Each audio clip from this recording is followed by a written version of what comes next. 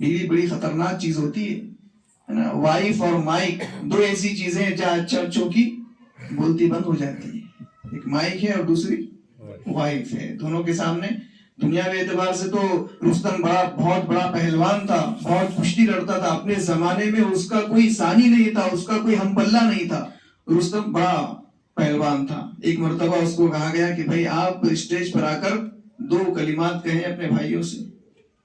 علامہ اقبال رحمۃ اللہ علیہ اس پروگرام کی نظامت کر رہے تھے. وہ آیا, رستم جیسا ہی مائک ہاتھ میں لیا, اس زمانے میں جو بھی مائک ہوگا زیادہ پرانا بات نہیں ہے, تو پسینے چھوٹ گئے اور اس نے کہا میرے بھائیوں ورزش کیا کرو. کیا کہا؟ میرے بھائیوں ورزش کیا کرو.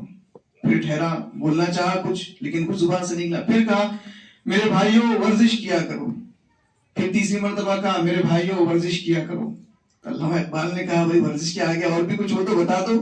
کہا کہ میں کچھ بولنا چاہتا ہوں لیکن بول نہیں پا رہا ہوں. علامہ اقبال نے کہا جب بول نہیں پا رہے تو آپ نیچے بیٹھ جاؤ. تو مائک پر اچھے اچھوں کی بولتی بند ہو جاتی ہے, اور وائف کے سامنے بھی, بیوی کے سامنے بھی اچھے اچھے. آدم علیہ السلام ہمارے ابا جان ہے نا, شیطان نے بہکانے کی کوشش کی, بہکاوے میں نہیں آئے لیکن شیطان آیا اما ہوا کے پاس میں اور حضرت ہوا کے ذریعے سے بہکایا. حضرت ہوا کی باتوں میں آ گئے اور آدم علیہ السلام سے وہ خطا سرزد ہو گئی. بالآخر وہ تو مقدر تھا لیکن بیوی کے ذریعے سے آدمی بہت جلدی بات مان لیتا ہے.